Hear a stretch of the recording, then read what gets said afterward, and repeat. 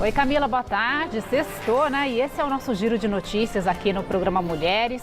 E abrimos com a notícia da prisão de 2 suspeitos de envolvimento nas fraudes do INSS que teriam desviado recursos das aposentadorias de milhares de pessoas. Os alvos dessa operação da Polícia Federal nesta sexta foram Antônio Carlos Camilo Antunes, conhecido como o Careca do INSS, e o empresário Maurício Camisotti. A operação foi autorizada pelo ministro André Mendonça, do Supremo Tribunal Federal. Ele é relator do caso na corte. Antônio Carlos Camilo Antunes foi levado para a Superintendência da Polícia Federal do Distrito Federal. Ao pedirem a prisão do lobista, os investigadores teriam identificado risco de fuga e indícios de ocultação patrimonial. Os agentes fizeram buscas na casa dele. Segundo as investigações, ele transferiu R$9.300.000 para pessoas relacionadas a servidores do INSS entre 2023 e 2024. Já Maurício Camisotti, que foi preso em São Paulo, é apontado como sócio oculto de uma entidade e beneficiário das fraudes na Previdência.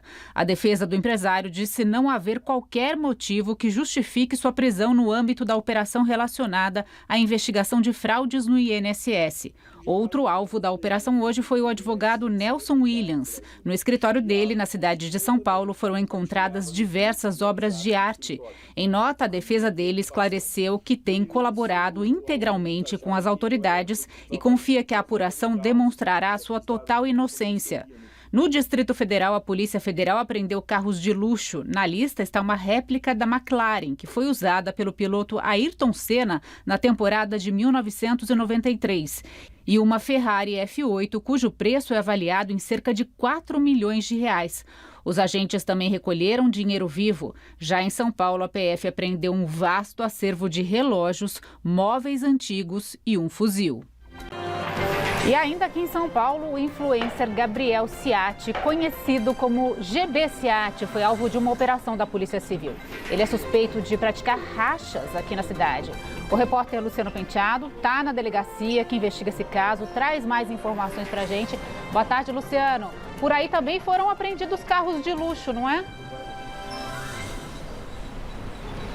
Boa tarde, Fernanda. Exatamente. Olha, 2 desses carros utilizados por esse influencer aí que você citou foram apreendidos e estão aqui no 15º Distrito Policial do Itaim Bibi, na zona oeste de São Paulo. 2 carros de luxo, uma Lamborghini e uma BMW. Ambos os veículos eram de propriedade do Gabriel Ciatti, que era conhecido, é conhecido nas redes como GB Ciatti. Ele tem um canal no YouTube onde ele mostra, publica vídeos praticando rachas e também falando sobre automobilismo, esportes de carros esportivos e etc. Ele também tem uma rede social onde ele tem 44 mil seguidores, mas não tem nenhuma postagem. E a gente não sabe se as postagens foram apagadas durante ou após a operação ou se realmente ele não tem nenhuma postagem. Mas o fato é que ele será investigado, não foi detido hoje, só os carros que ele utilizava durante esses rachas que foram apreendidos. Outros motoristas não famosos também foram alvos da operação de hoje, mas a polícia não divulgou o nome dessas outras pessoas. Nem a defesa do influencer e nem ele próprio se manifestaram oficialmente até o momento. Volto com você, Fernanda. E a Justiça do Trabalho negou um pedido de liminar apresentado pelo Facebook e pelo Instagram e manteve a decisão que proíbe a veiculação de trabalho infantil nas plataformas sem autorização judicial.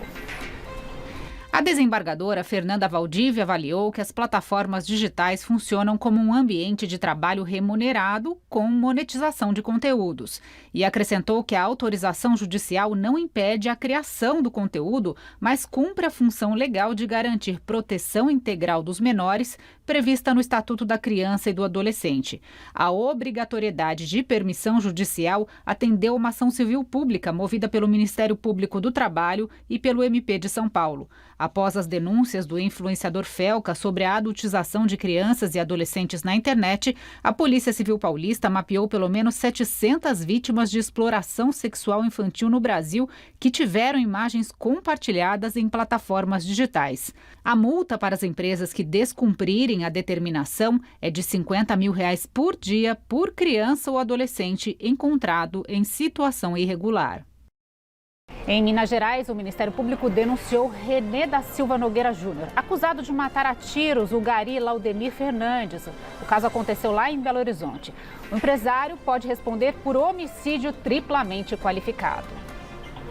O empresário que está preso confessou o crime uma semana após a morte. O caso aconteceu no dia 11 de agosto. René se irritou no trânsito devido à presença de um caminhão de lixo na rua e atirou contra o gari Laudemir de Souza Fernandes, que morreu na hora.